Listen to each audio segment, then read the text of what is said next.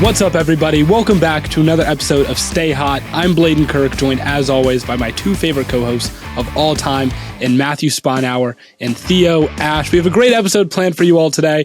We're going to recap week 17 of the NFL season, and this is going to be really weird because usually this is the last week of the NFL season before the playoffs, but we have one more week. And then we're going to touch on the college football bowl games, and in particular, what the hell is wrong with the college football playoffs, because my goodness, it's terrible. But before we get into all of that, Matt, Theo, how are you today? You know, I'd be doing a lot better if Cincinnati had beaten Alabama and I had tickets right now to the national title at Lucas Oil. But they at least didn't get completely crushed, and Michigan losing by more than Cincinnati did was good at stopping the slander. I feel like they still had a good season. So yeah, well, complain. Matt, your team's lost. Bladen, Browns eliminated from the playoffs. Me, don't remind me. We got the Packers well on the way to clinching their third straight first round bye. So I'm excited for that, and I'm hoping that it doesn't end in the NFC Championship game again this time or before that. So I'm doing good right now, but yeah, I don't want to get too much hope because we've seen this movie before. For sure. But before we get into everything else, would like to remind everyone to go and rate us on Spotify because of Spotify's new feature that allows you to rate podcasts. You guys have been doing a good job there so far. We have a 5-star rating with, I think, several hundred ratings, which is really cool. Yes, sir. And then make sure, of course, to follow us on TikTok at StayHotPod for some great content there as well. Matt and I posted a video on New Year's, and everyone thought that we had kicked Theo off the podcast because it was just Matt and I. I thought it was really weird. Yeah, it was like, you two, and it said "Stay Hot." Like that was "Stay Hot." I'm a member too. You are a member, but you don't live in Ohio. I think people forget that Matt and I are from the same place. So when we're home for the holidays, we're in the same city. That is true. Theo, you are not that. But we were talking about how the Packers are throttling Minnesota right now, and that bodes well for a certain other NFC team, particularly in the NFC South, a team we don't talk about a whole lot, the Philadelphia Eagles. NFC South. NFC East. NFC East, my bad. NFC East, we get a lot of...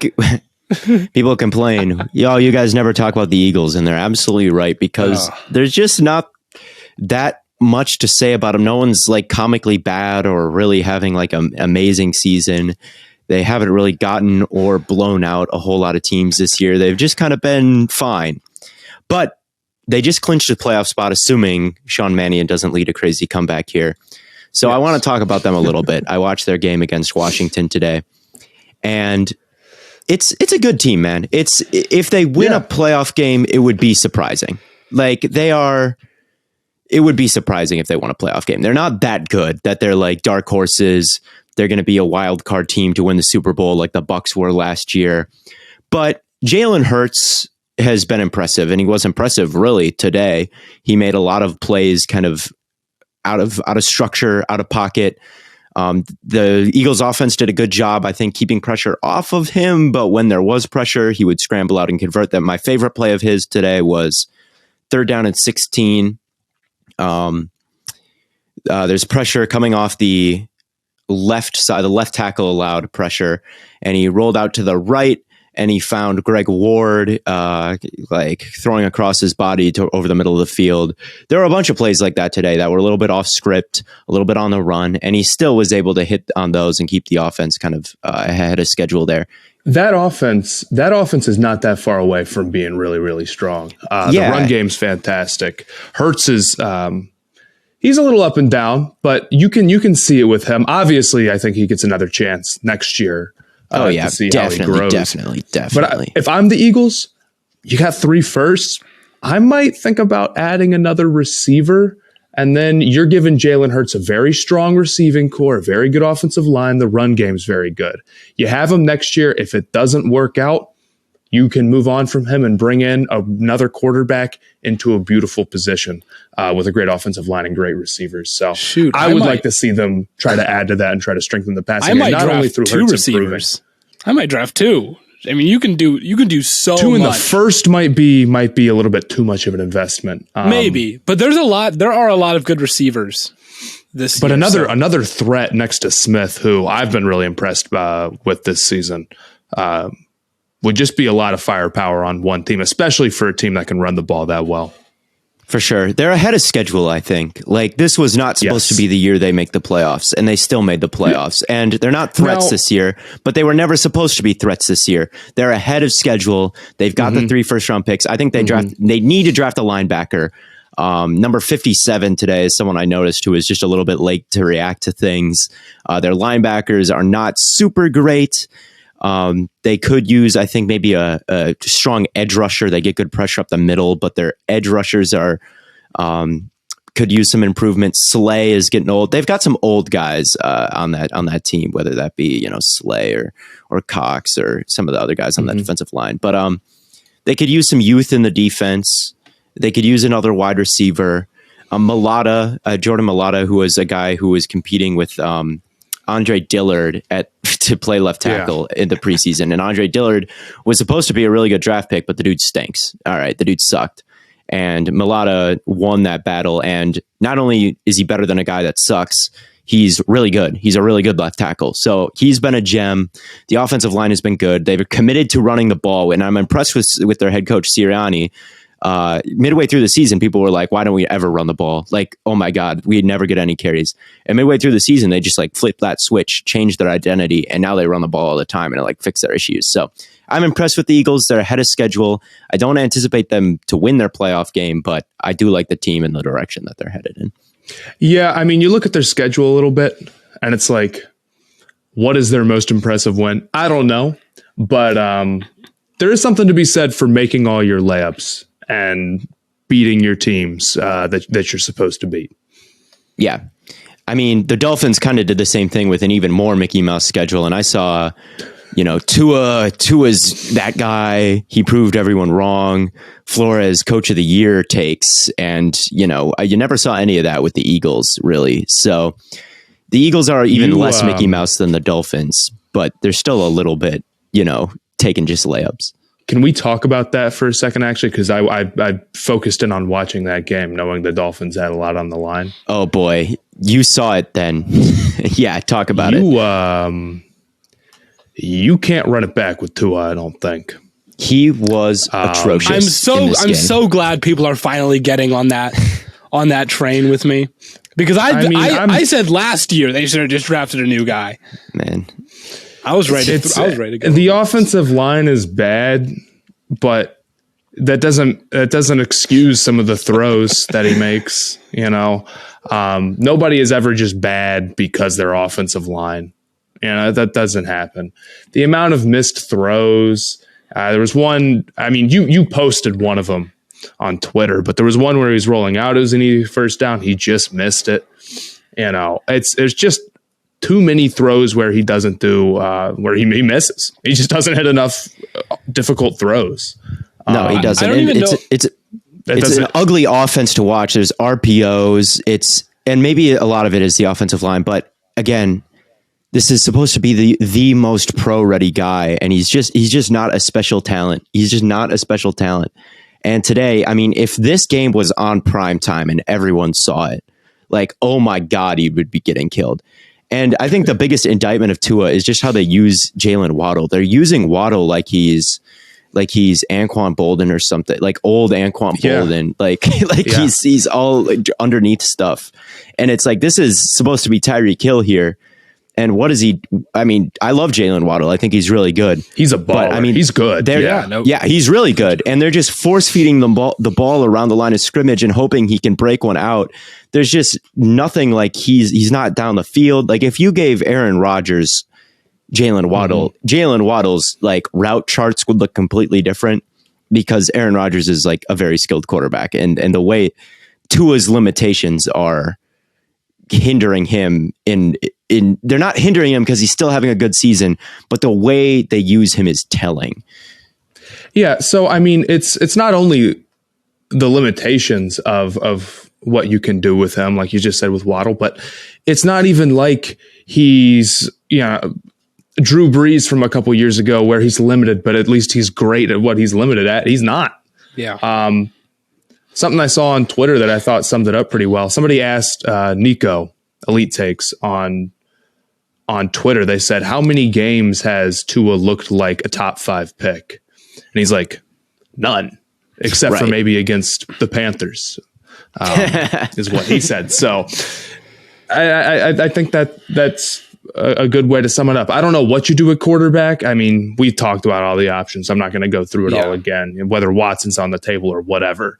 But Flores needs to make the playoffs next year, most likely. And they are a talented enough team to do it.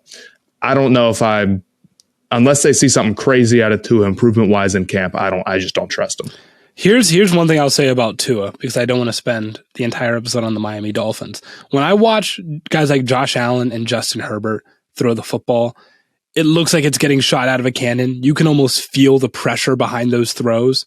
When you watch Tua throw a football, it almost feels like he's timid. And you look like Burrow. Burrow today I swear to God, does not have the biggest arm in the world. He doesn't. But he's not a coward.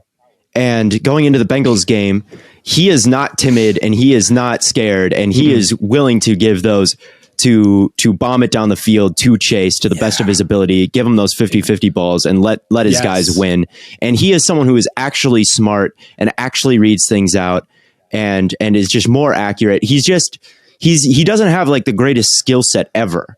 He doesn't have Josh Allen type of talent or Justin Herbert type of talent. But he's not a coward.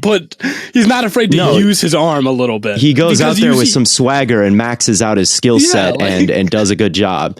And it's with all those quarterbacks being from the same class, it really highlights, the gap between those two and Tua. And it's those two are like really, really good, but the gap is big.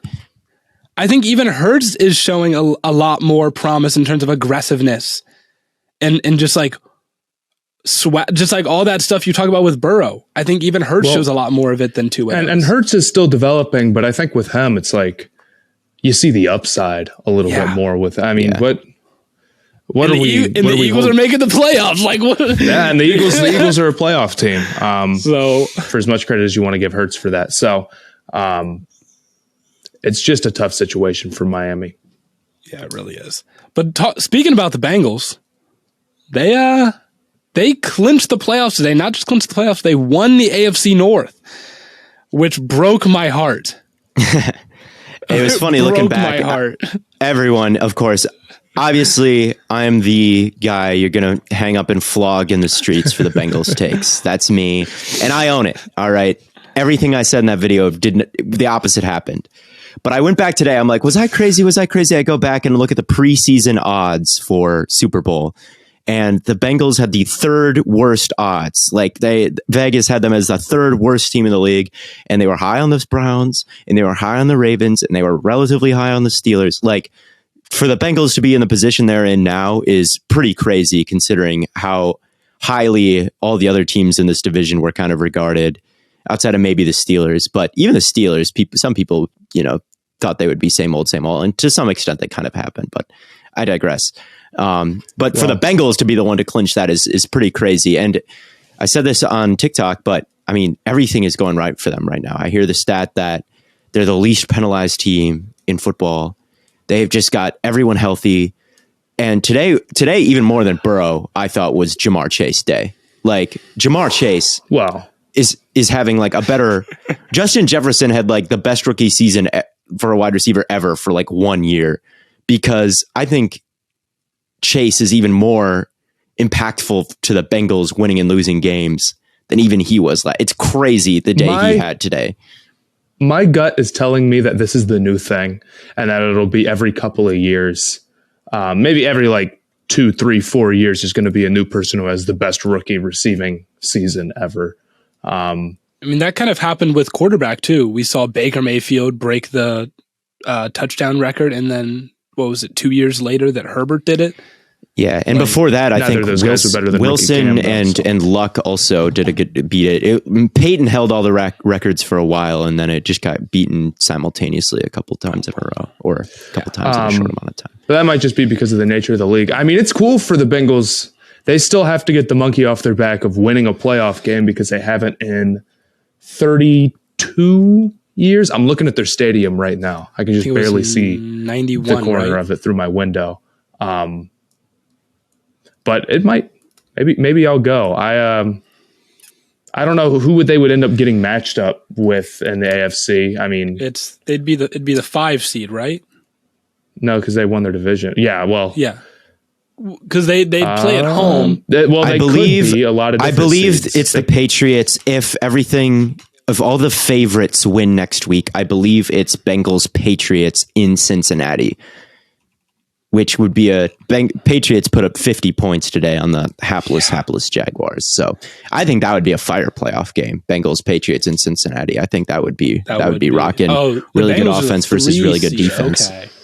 Yeah. You could potentially somehow see Herbert Bengals possibly. That would be good. That would be fun. Colts Bengals. Holy cow, would that be a narrative? I might have to go to that game. Right now it's Colts Bengals in Cincinnati.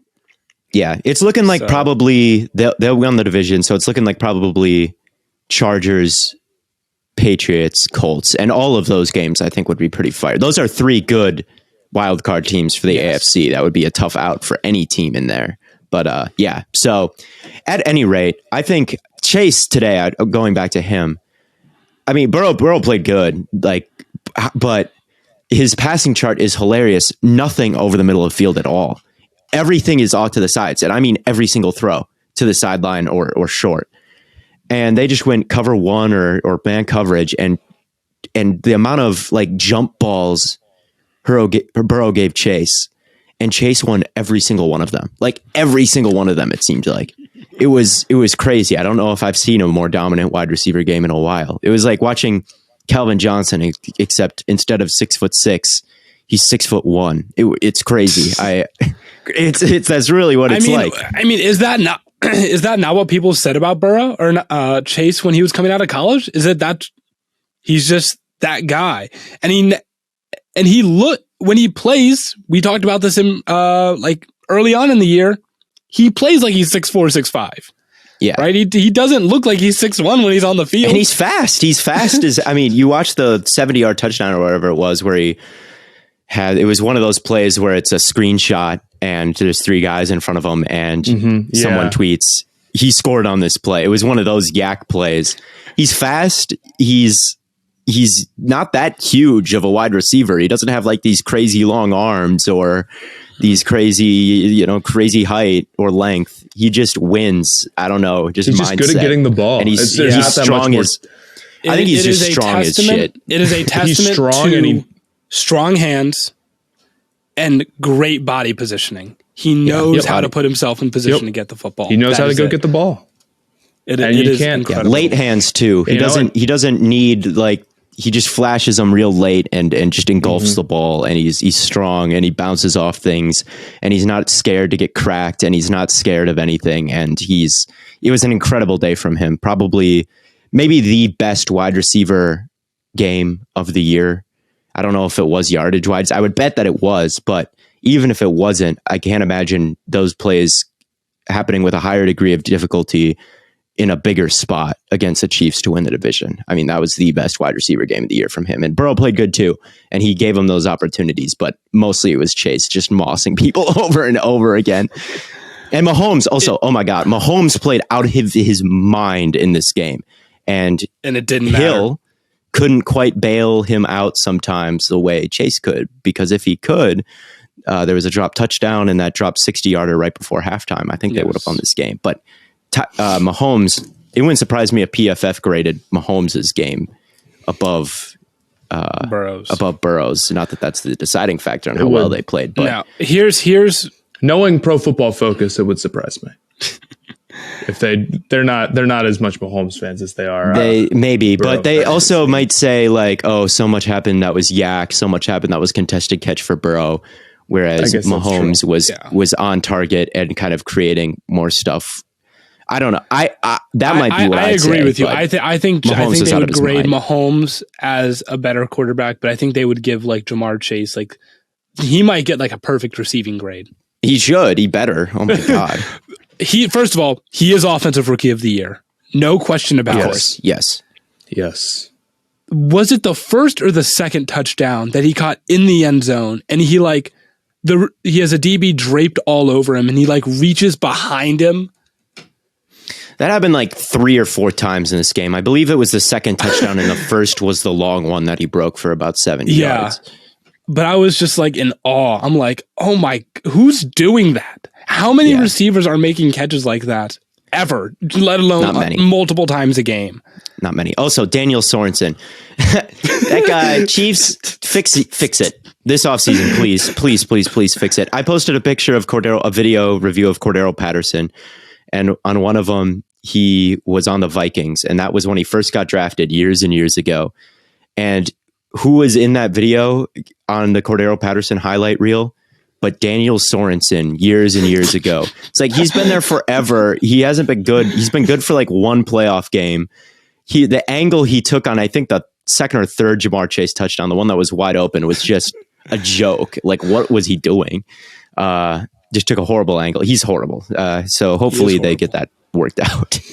Joe Burrow has like 1,000 yards in the past 2 weeks. Yes. Oh, it's I didn't realize so it was nuts. quite that many. He has like 1,000 It is a yards. lot. He's just going berserk. He is going berserk. But I'm definitely a little bit scared about the Chiefs defense. Is not always bad, but they're prone to look awful some games. They're gamblers. They like to. There was a lot of blitzes today. There's a lot of man coverage today, and that can look really good and it can look really bad. And today was a really bad day. Really bad. Really brutally bad. Something that surprised me. I mean, Tennessee's probably going to be the 1 seed, aren't they? Yeah. And if they can get Henry back, and it's not I don't know. I don't anticipate them making it to the Super Bowl. They're a little bit fraudulent as far as 1 seeds go, but you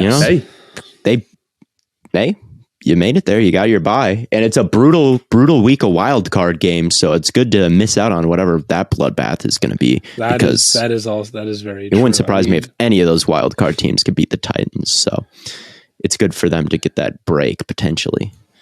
I think the whole AFC is wide open. It legitimately would not surprise me if any team made it. Yeah. Because they're all hot and cold. No one can consistently pull together like a string of 5 or 6 really good games. And the Chiefs are still my favorites because you can't take them out of games. And that's what makes them so dumb. Like you can get up 20 on them and they're still all right. But anyone could come out of the AFC. Yeah. And the Bengals can do that too. They were up. The Chiefs were up, 14-0 or something? Yeah. I don't know if it got any worse than that, but it seemed like, here we go. The up-and-coming Bengals, and now they just got swatted by the Chiefs. But no, they were down big to the Chiefs, and they came back. So I'm excited for the playoffs. The AFC playoffs are going to be great. They really are. And I almost locked the Chiefs against the Bengals. I really wanted to. Speaking of locks, it looks like we're all going to be perfect again. I think this is like the second or third time this year where all of our locks have hit in the same week. But Matt, I have to ask. Why did you only lock 3 teams when you're down 4 to me and 6 to Theo? I didn't know how many of you guys were going to lock. I'm just saying you had that to is true. He did lock them first. I guess you have to cover some ground though, man. Like, yeah, I mean, there's a pretty big advantage from being the guy who doesn't have to show everyone else what they're locking. I glance at the schedule real quick. I really don't. What is the score right now? It is 21. Going into this week, it was 21 me, 15 you, 19 Bladen. Yes. Yeah, so next week you're going to get a perfect slate. I believe you. No, you're going to lock 18. Maybe I will go 8-0. Maybe I will. You'll have to. There you go. That's the goal. Can we talk about our Stay Hot Shock real quick? Which is right. Antonio Brown. Listen, that was just he is fitting. You go for it. It's fitting. There is no other. I don't know how to describe what happened. All I see is Antonio Brown just running off the field shirtless. I'm like, what is going on? I saw the NFL removed the content from Twitter. Yeah, it's not a great look for them. It's never happened before. And here's it's just, he's bipolar. I think that's what it is. Like literally he is just volatile. He's volatile. Yes. He's extremely volatile. And it's not something where I'm like, haha, what a clown, or, oh my God, he has CTE. Oh my God, he's insane. It's just like, okay, you're dealing with a very, very volatile, erratic person here. And, Pittsburgh, he held it down for a while, and then I don't know what it was. I see a lot of speculation that it was Devontae's perfect hit, which I don't buy. Just a combination of getting bored, and getting more money, and I don't know what it is with him, but things have really been off the rails with him the past couple of years, and I'm sure he'll have his logic of why he did it. I'm sure that there was something. I mean, same thing with the Steelers, his logic with Big Ben, or he just didn't like the Raiders. I mean, he has his reasons for going about things. I don't necessarily think that they're valid for the way that he reacts to those reasons, but I'm interested. I don't know. His feelings are obviously valid, but sometimes his reactions are a little bit unnecessary. There are some people speculating. That the Buccaneers were going to bench him so as to save some money, but that doesn't make any sense. They were down 2 scores. That doesn't make any sense. That's what I was like. Said we asked him to go in, and he said no. I've never seen anything like before. Is what I think Arian said after the game. I think it's just tough to speculate on. It's easy to forget. Guys like that have a whole life outside of football. And you're missing years and years and years of context as to why Antonio Brown, does some of the things he does and acts the way he acts. I think maybe I saw some people saying about the incentive stuff, maybe he felt like he wasn't getting the ball enough with Godwin out. Maybe he was expecting to get the ball more, but he had 3 catches. It wasn't like he was just not getting thrown to it. Yeah, he had a good week last week. He got a touchdown. Yeah. And it's not like he was that far, I don't think, from getting it was he was 55 yards and 3 catches and a touchdown. 8 catches, and he 55 yards and a touchdown away from getting $1 million. So you're like, okay, that would have been doable if he played the rest of the game. And so it's hard to say. I don't think he's going to play again. I think the odds of that are pretty low. I think it's extremely long. You've got to I think go for it. My hot take is that his odds are not amazing of getting into the Hall of Fame. And that's not because he's not a Hall of Fame receiver. Don't get that twisted at all. He is fighting an uphill battle to get in with how the Hall of Fame is. I mean, if T.O. never did, some of the things that AB did, he didn't leave. I don't actually know everything that T.O. did. T.O. did not do anything close to this. T.O. was more like, he didn't like McNabb, the celebrating on and he did the 50-yard, the star on the 50-yard line and the popcorn and celebrating on the star. And I get how some people may have thought that that's he's kind of a disrespectful player or kind of a sideshow type of player. But I mean, Antonio Brown is on a different level than I think we've never seen anything like this before. And this is how it ends, No, with T.O., it's he was an obvious first ballot Hall of Famer. He was top 5 in receiving yards, and I mean just a slam dunk. And they made him wait multiple years. So if it's that bad for T.O., with Antonio Brown and what a ceremony would look like for him. I mean, somebody was like, his Hall of Fame speech is going to go crazy. It's how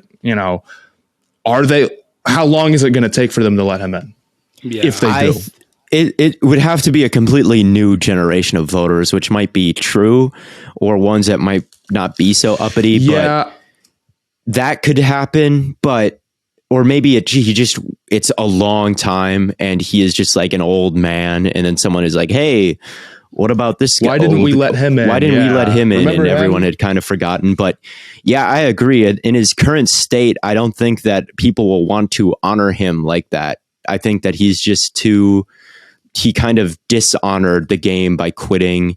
He kind of brought shame to the game by doing that. And I feel like that's really gonna be like, oh, maybe to the voters, they're gonna not want him to be like next to someone like Larry Fitzgerald or someone like, who really encapsulated what it's all about more than Antonio Brown did. I don't know. But I definitely think that they don't want to, because it's a lot about just honoring people, and I don't know if they're going to want to let him give the speech and let him walk at Canton and give this whole thing. I don't know if they're going to want to let him do that, which sucks because he is top 5, he's top 6, top 7 in that range for me all time as a wide receiver. I mean, his 6 or 7 year stretch was ridiculous. All pros, ridiculous, just perfect wide receiver on the field. Like catches, caught everything. Phenomenal route runner, phenomenal after the catch, phenomenal returner. Like every aspect of on the field playing football was just stupid with him. Every single thing. So yeah. Anyway. Yeah, he absolutely is deserving of a Hall of Fame career on the field, but off. That's going to definitely draw some question marks. I do want to talk about one more game before we get into college football. And this is the game that helped the Green Bay Packers clinch the 1 seed, the Arizona Cardinals and Dallas Cowboys. And I do want to say that at the end of the game, I don't like games coming down to penalties and whatnot, obviously, and like calls. I don't want the refs to have to get everything right. But they missed a false start, or not a delay of game. And then on that same play where they missed a delay of game, the Cardinals fumbled the football and they ruled it down. And because the Cowboys were out of timeouts, they couldn't challenge it. Well, they shouldn't have burned those timeouts early. Yeah, it really did look like he was down. I guess you can say that from our angle on the TV, but if you're the ref and you're right next to him, maybe you can see. It looks like he was down. I mean, he was pretty much down on all fours, but he like barely kept himself up. I see why they didn't get that right perfectly on the field. I mean, being a ref is an impossible job, and I hate talking about penalties because there's like a big mass of people in front of you, and you've got to like find a split second grab of the jersey, or bang bang, did the knee or the ball go out first? So I get getting that call wrong because it was really close, and it's on the Cowboys for mismanaging their timeouts. For me, I mean, Mike McCarthy is historically, let me tell you, not great at using his timeouts at the right time. So that's why you can't screw it up, because sometimes things get called wrong and you would like to challenge it. The delay of game, or the play clock being at 0 is like probably should get called, but that almost never gets called, so I'm not too mad at it. It's not consistently called, right? Yeah, so. and I always feel like people are like the penalty, the refs decided the game because there was like a missed false start or a missed delay of game. It's like, actually, that didn't decide the game. Yeah, Dak Prescott, maybe he shouldn't have fumbled. Maybe you shouldn't have fumbled the game away. That is true. Dak did have penalties that decide the game are like a pass interference that shouldn't have been called, or a pass interference that should have been called and wasn't, or maybe like a really egregious holding or something like that. But like, if you Saints don't Rams, like that's the refs decided. But even in that game, the Saints got the ball first in overtime and couldn't score. True. So, yeah, I don't know. I just wanted to bring that up because I did think it was like significant that much happened in one play. But no, you're right. Dak fumbled 3 times. He only lost 1, but he fumbled 3 times. You got to hold on to the football if you want to win football games. I don't know what's with the Cowboys offense. They're capable of so much, and yet consistently over these past couple months, they've just been flat in some of these games. So yeah, last week I can't explain great. it. I don't know. Yeah, they were. I don't know why, but it happens. But yeah, can't do that. I do doubt them showing up for 4 games in a row if the Packers clinch this first round bye here. But now, how do you feel about the Cardinals? They could. Either. How do you feel about the Cardinals? Because I don't know if I would consider this a get-right game. I mean, you did win, but did it ever feel like the Cardinals were in control? I don't know. I mean, you're playing a really good Cowboys team. Yeah, I suppose that's fair. So, I thought Kyler played a really good game today. I thought he hit some really high-level throws and down the field and sealed the game with his legs. I thought Kyler played well. I thought Budda Baker played really well. I thought Budda Baker is having an incredible season. Last I checked, he had drawn something like 14 targets all year, and he is one of the best tackling safeties in the league. I love Budda Baker, man. He's got a great personality. He never does. It is hard to not like Budda Baker. Oh yeah, he's great, and he's having a great season. I'm glad he's been rewarded with a Pro Bowl. I wasn't totally sure because I was like, I haven't heard a lot about him this year, and then I checked some of the advanced numbers, and knowing that he is one of the best tackling safeties just from watching the games, and it's tough to kind of judge how safeties do in coverage, but I was paying attention to him today, and I thought he was very impactful and had a very good game. And he always does because he's Budda Baker, and he's been arguably top 3 or 4 safety in the league over the past 2 years now. So shout out Budda Baker. Yeah. I love you. I love you, Budda. Really good player. Amazing. Really, really good. If you guys want to get into college football a little bit. Oh, man. I do. I know, Matt, I know you have a lot to say. So I might just let you kick things off. We were watching the games on New Year's Eve. And they were bad. They were terrible. I'll go past the Cincinnati game just for a second. We'll loop back to it. All right. Did I not say that Michigan was going to get blown out, Bladen? You did. You did say that right before the game started. You're like, yeah, no, Michigan's going to get blown out. Because I was over here, I was like, you know what? Michigan, I think they kind of match up well. You know, I think I like I think the style works, but they were just not big enough. And they play two into Georgia's hand. You can't beat Georgia at that game. That's a game of who's bigger, and you're not bigger than Georgia. You're not. That's the classic SEC football. They want you to play like that. Than Georgia.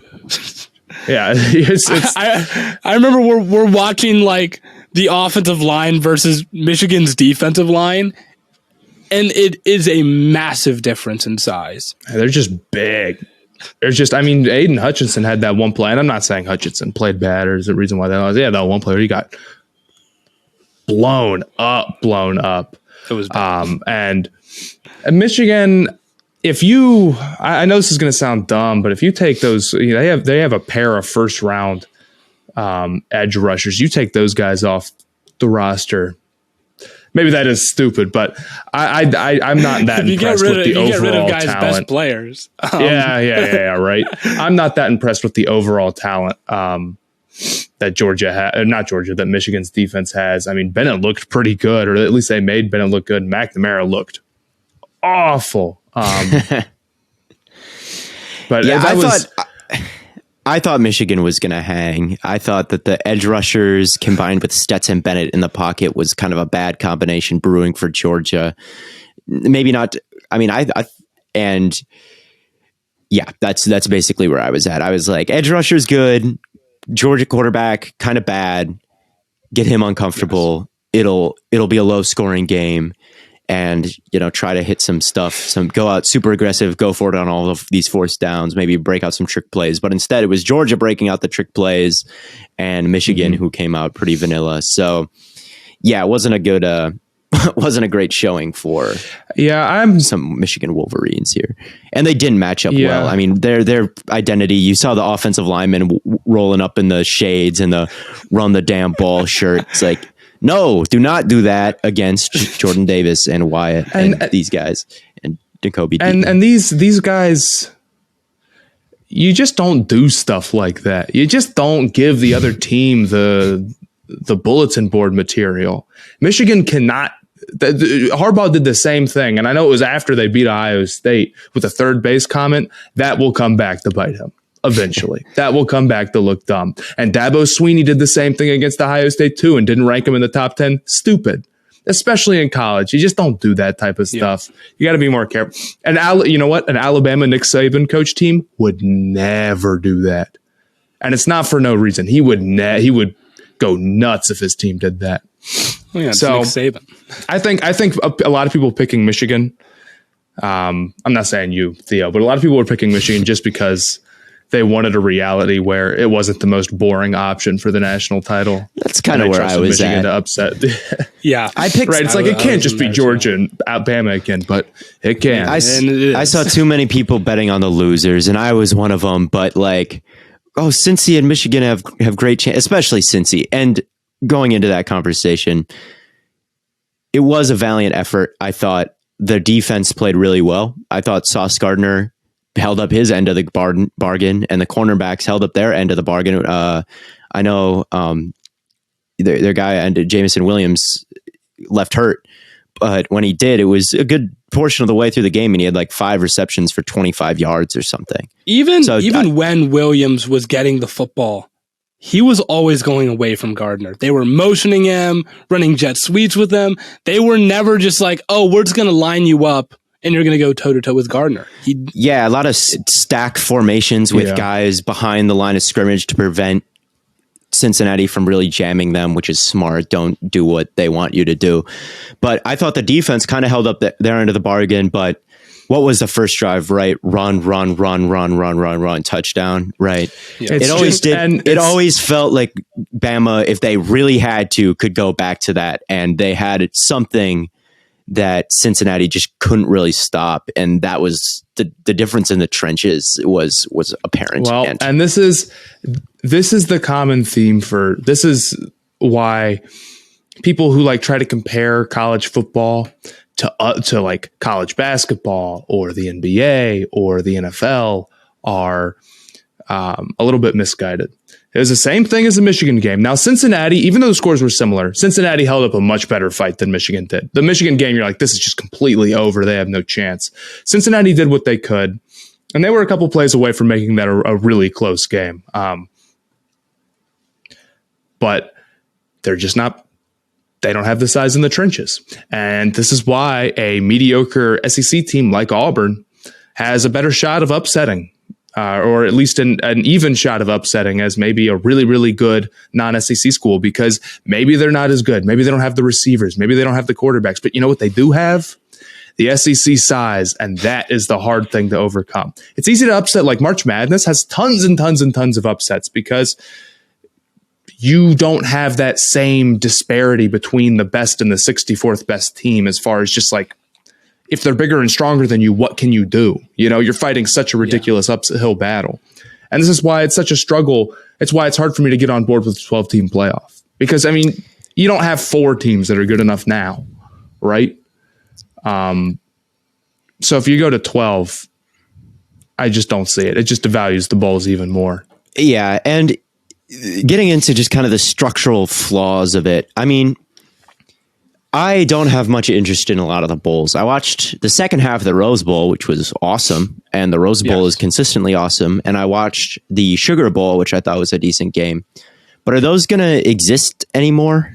Not really. Yes, right? But they'll like exist, but they'll be the names of a playoff game, right? Like the Sugar Bowl will be some of them, and then some of them might be home games, and I don't think they would call that the I don't know exactly how it would work, being completely honest. Yeah, like was this the last true Rose Bowl? I don't know. Maybe it was a pretty good one if it was. Well, all I know is that if a decade or 15 years ago, I had told you that, for example, Tom Brady is a Rose Bowl champion, that was a big deal. That was a huge deal. But if I tell you now, CJ Stroud's a Rose Bowl champion, who cares? How many people are going to care about that? Players choosing not to play in the Rose Bowl, that's like the red alert. Something's wrong with college football. Yes. If the Rose Bowl isn't prestigious enough to be played in. Yeah. And I hear this argument for 12-team playoff. Okay, well, the 5 through 12 teams, maybe they aren't competitive for the national title. Maybe they don't have a chance to compete for the national title reasonably. But man, those first round games would be good. Those are the bowl games. Those are the New Year's 6 bowl games. Those games already exist and you can watch them now. The solution, and it's the solution to players opting out as well. It's not that the players are like too entitled or they only care about themselves. It's that making a bowl game is not a big enough reward because there's too many and the playoffs. I think people forget that the bowl games are supposed to matter. I know it feels like they haven't for a while, and I don't disagree. They matter less than they ever have. But I remember even back in the BCS, Ohio State beat Oregon in the Rose Bowl, and it was a very, very big deal. That was awesome. It's like, oh, well, there's always, the top couple teams are way better than the other teams. Well, that's why you have the bowl games. So you can still accomplish something in a season, continue to build as a program, continue to get better recruits without having to end your season with a horrible loss because you can't compete with the top couple schools. And the playoffs, it doesn't make recruiting better. It makes it worse because a top team like Alabama can't blow a dumb game and get left out. And if you go to 12, it's going to be even harder for them to get left out. So they'll always be in it, and they'll always be competing for the national title at the end of the season. So it makes it really hard to take a step back as a program when it's really hard to not be competing for the national title. I think, we've said it a million times. Take off you were saying earlier, Theo, and you're 100% right. Take off the dumb corporate names, stop selling out, limit the number of bowl games to where it's actually impressive to make one, go back to a national title game, and you should have like 10, 12 bowls tops. We must return to tradition. We must return to tradition. This is the most conservative take this is the most conservative take you'll hear from me. We must return to tradition. All right. This is not it. There's too much focus on rings. There's too much focus on winning it all right now, which seems insane to say. Like, how can there be too much focus on being the best team and winning the whole thing? There just is. Being the best team is important, but it is cool to have a sport where there's multiple winners. Like, it is cool to have a sport where there's the best two teams playing, and that's like ring A, and then there's like ring B and ring C. But since there's a playoffs and all we talk about all year is, are they going to get hosed? Are they going to get let in? Are they going to be this? Are they going to be that? All year, that's what it was. And it's not as fun of a conversation to have week in and week out, the same conversation over and over and over again. It would be better if it was less bowl games. It was more special to be in them. There was nothing called the PUBG Bowl. There's no event where you feel like you're putting on a show for Jimmy Kimmel. There's no event that is like that, because that's bullshit. And everyone knows it, and everyone can feel it. Who was it that said that players don't have pride or don't love football anymore? It was Herb Street. It was Kirk Herbstreit. It was that pissed me off. That low key pissed me off, because it was like, you're going to sit here and tell me that players don't have pride to play in a game that is just very clearly exploiting them for just like...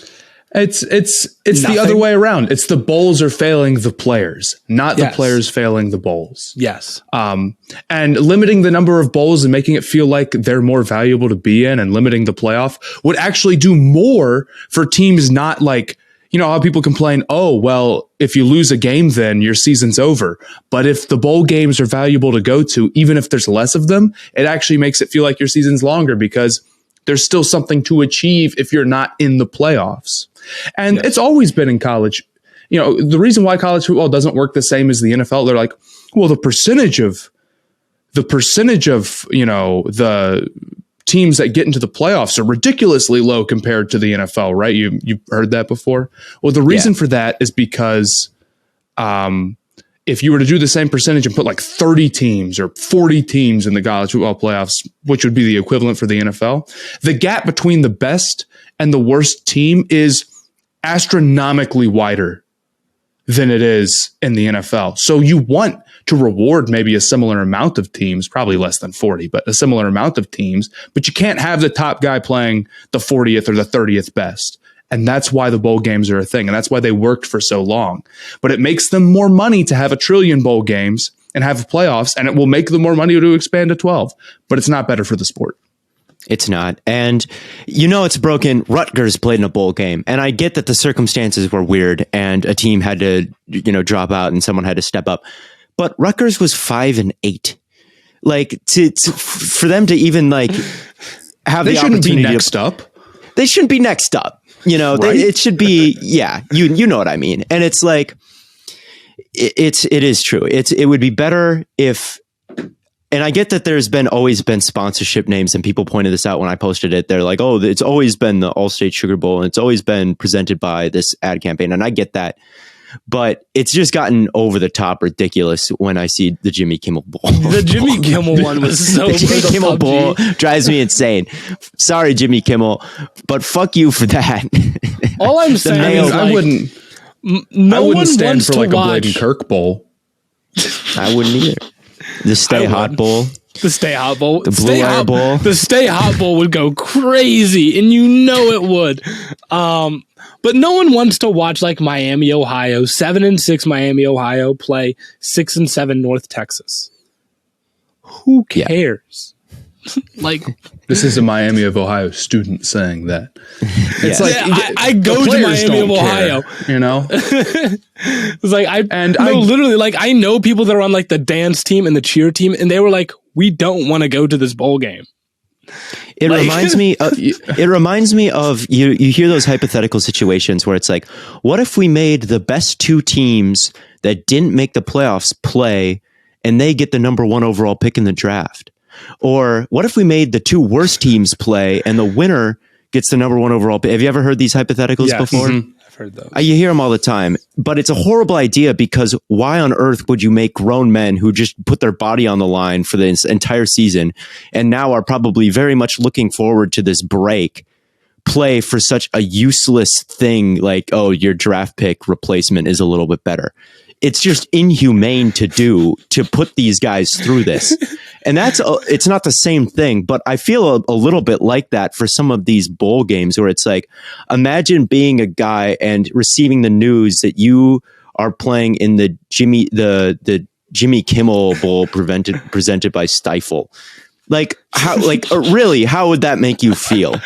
You'd be like, okay, I guess we have to do this and it's the team.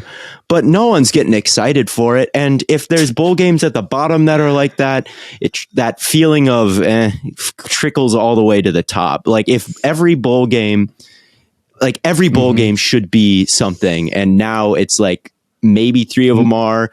And we've already like bowl season is already like towards the end when you get to the appointment month. Like maybe if you started out with the most important bowls, everyone would be more hyped. But you've just watched this slop for weeks, and now it's the big bowls, and everyone's just kind of burned out of bowl season. And it should not be like that. Right. And I mean, like, take Chris Olave, for example. The ultimate Buckeye. He came back when he easily could have left.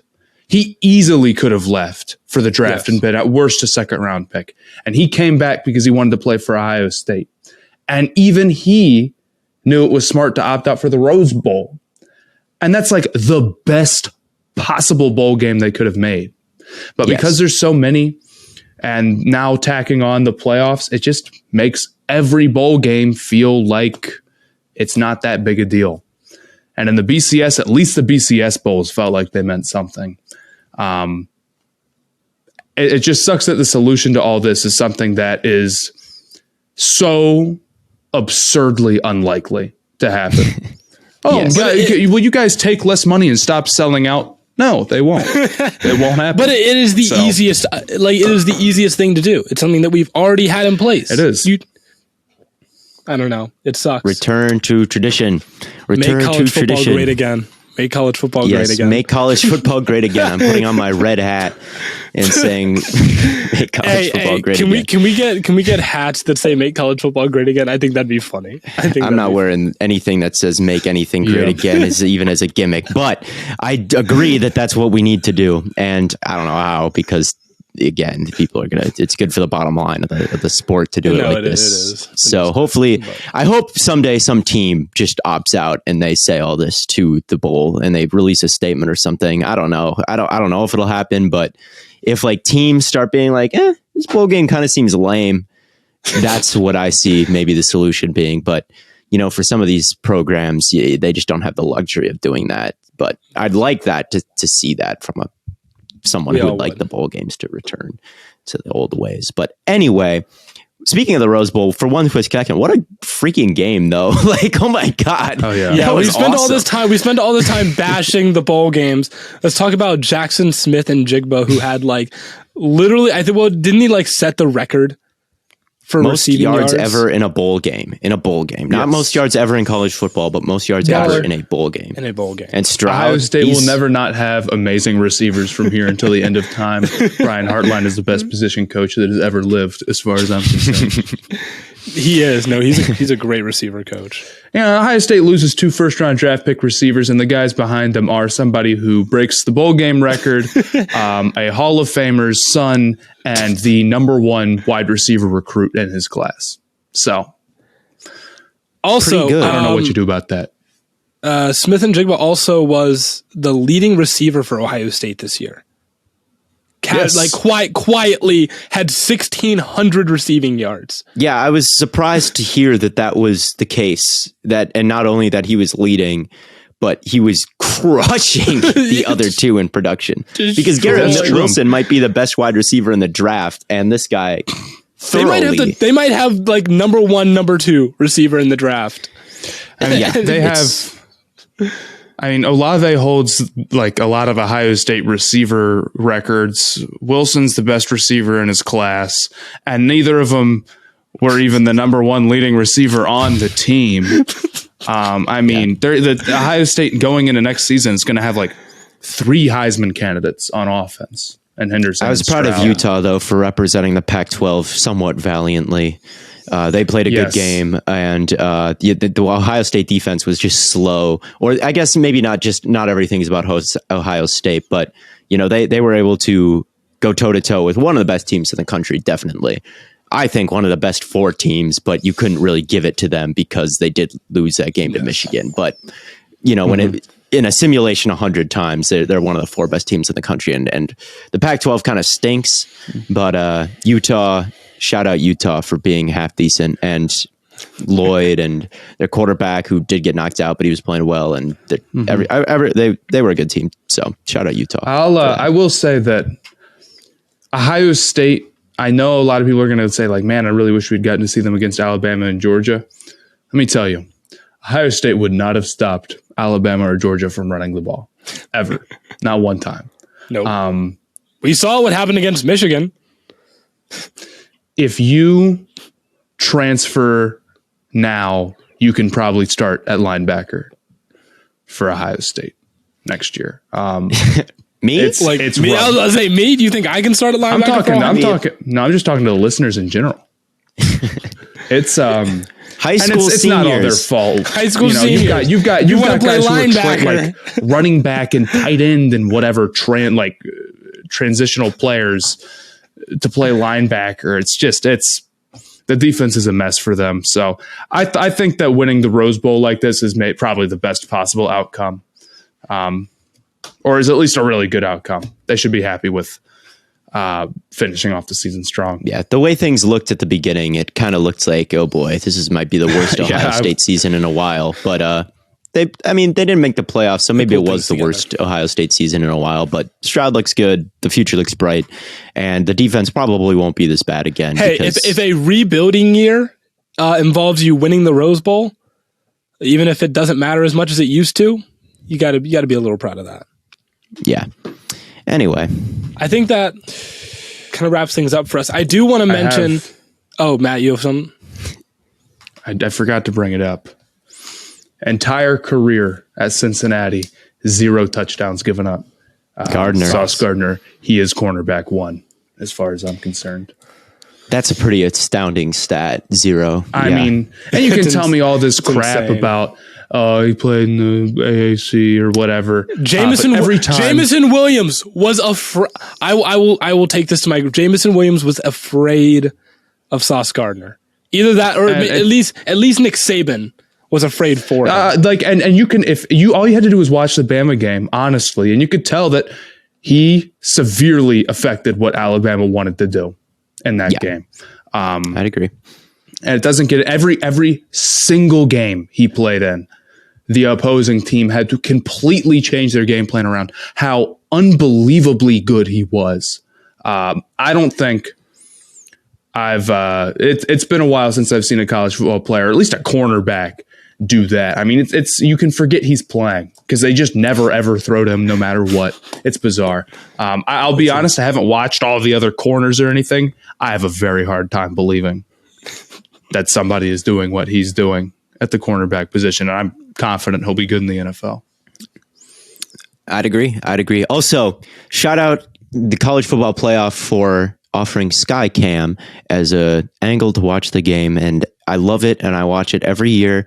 And every single year, I'm reminded how this should be the absolute gold standard. And the NFL would be so good. And they would make bank if they just offered that as like a feature, like a separate channel, like Red Zone or something, like $75, whatever there's no price. I would pay it if they could just like watch games from that angle instead. You don't have to put a commentator on it. You don't have to do replays. Like they literally don't do anything besides just like stream the raw footage.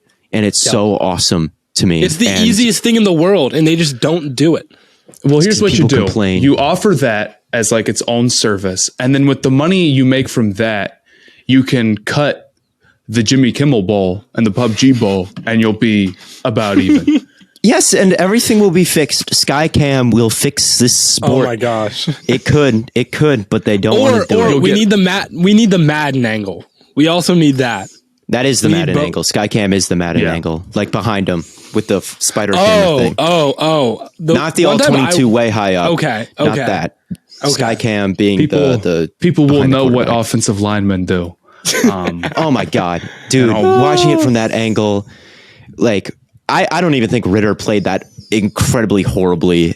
Like he was the one getting the slander on Twitter, but from that angle, I was like, they're kind of getting insta beat all the time. that was weird, dude. I thought it was really strange. People, I was just like, I got on Twitter and people were like, "See, Ritter's not that good." I'm like, really?